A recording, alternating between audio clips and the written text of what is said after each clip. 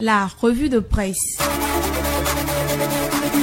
La revue de presse, le condensé des journaux sur Cap FM du lundi au vendredi à 9h30.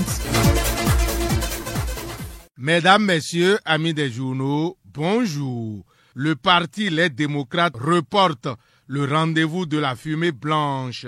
Ce ne serait plus le 11 octobre prochain que le duo candidat qui portera les couleurs du parti Les Démocrates à la présidentielle de 2026 sera révélé au public.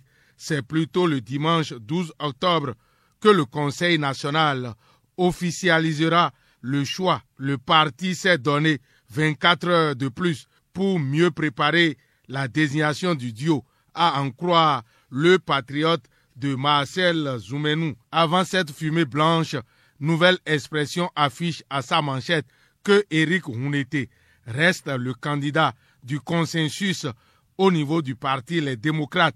Éric Hunete apparaît comme le choix qui s'impose au parti Les Démocrates, souligne Nouvelle Expression. C'est en ce moment que Bénin Intelligent descend à la Cour constitutionnelle. Le constat qui est fait est que la Cour botte en touche l'autoparrainage en 2026. La Cour constitutionnelle a déclaré hier irrecevable le recours à lui adressé par 5 juristes qui contestent la possibilité d'autoparrainage. Les requérants avouent leur désarroi qui place le parti de l'opposition, les démocrates, dans une situation délicate. Nous sommes comme face à une épée de Damoclès sur la tête du parti Les Démocrates. Il risque d'être disqualifié s'il choisissait un député comme candidat à la présidentielle de 2026. La Cour souligne qu'elle ne peut être saisie que dans 2 cas précis, à savoir violation des droits fondamentaux et contrôle de constitutionnalité des lois, tests réglementaires ou actes administratifs. Or, la requête des 5 juristes ne relevait ni de l'un ni de l'autre, souligne la haute juridiction.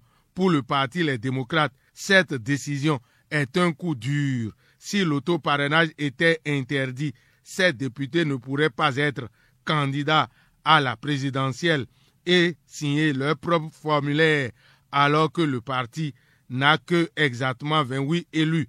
Le seuil minimal de parrainage, détail Bénin Intelligent, la Nouvelle Tribune, le Matinal, Nouvelle Expression confirme que le recours est jugé irrecevable par la Cour constitutionnelle.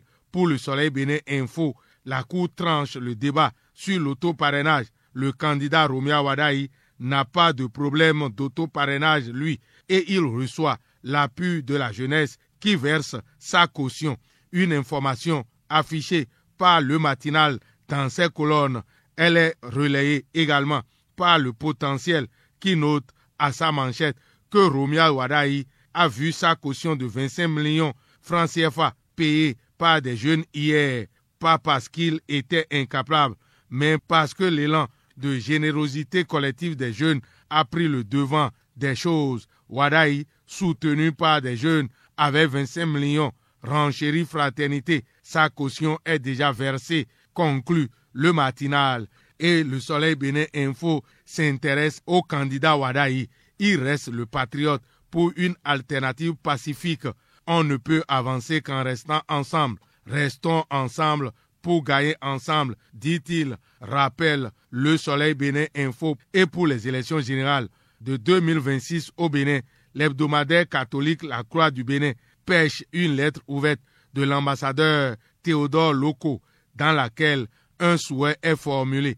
Candidats, soyez des modèles de respect, de vérité et de service, s'exclame l'auteur de la lettre ouverte pêchée par l'hebdomadaire catholique La Croix du Bénin. Loin des réalités politiques, le gouvernement est allé au cœur des journées nationales d'inclusion financière.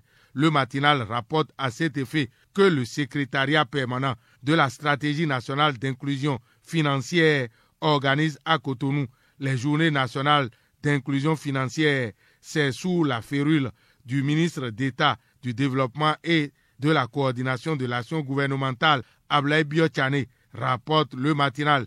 Les journées nationales de l'inclusion financière sont lancées pour plus d'autonomie et de prospérité collective, relève Matin Libre soulignant que cette première édition a lieu les 9 et 10 octobre 2025 au Palais des Congrès. Bio Tchane a lancé un appel à tous les acteurs publics et privés des services financiers. Rapporte l'événement précis. On réfléchit donc sur l'inclusion financière.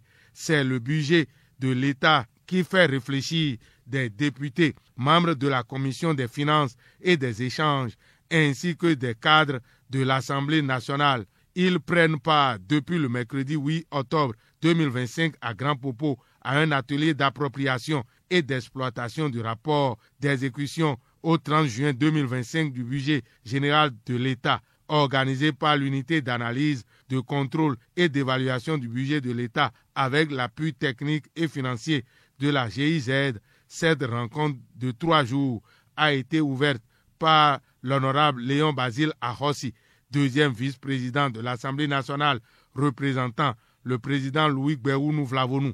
Les communications tournent autour de 3 volets. Il s'agit de la situation économique au 30 juin 2025, les résultats de l'exécution du budget et des opérations de trésorerie, ainsi que l'exécution financière selon les politiques publiques. Rapporte Bénin Intelligent. Les députés affûtent les outils du contrôle parlementaire avec l'appui de la GIZ, relève Matin Libre. Le chronomètre de Gérard Noubé relève à sa une Fonds de développement des arts et de la culture. Le Bénin investit 823 millions de francs CFA dans la créativité nationale. Le journal s'est intéressé à un silence et des douleurs des couples, faiblesse sexuelle, ce virus qui dévore les foyers en douce. Le fléau s'aggrave et menace la cohésion des familles, constate le chronomètre de Gérard Noubé. La Nouvelle Tribune, lui, est allée au niveau du data et de la digitalisation pour noter que le Bénin accélère sa transformation numérique.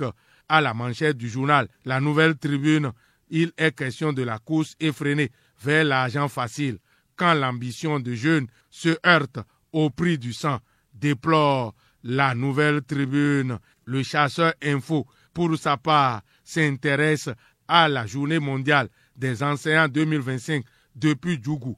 Les artisans du savoir célébrés comme acteurs de développement, relève le journal de Emmanuel Gbeto, avant de s'intéresser également à la Journée mondiale ce vendredi 10 octobre. Santé mentale au Bénin, un droit universel à protéger. Voilà ce que déclare Dr Michel Merinto, rapporté par le Chasseur Info. Santé mentale au Bénin, un droit universel à protéger. C'est une tribune que pêche le progrès. C'est au niveau de l'embarcadère d'Abomey-Calavi que reste le progrès pour noter que des travaux complémentaires sont validés. Dans le matinal, on s'intéresse aux éliminatoires mondiales 2026. Le Bénin joue son va-tout. Le champion cède sa manchette à la 9e journée des éliminatoires du mondial 2026. Rwanda contre Bénin. Les guépards déterminés, s'exclame le champion. L'hebdomadaire catholique La Croix du Bénin découvre l'ouverture de l'année pastorale 2025-2026 dans le diocèse de Kandy.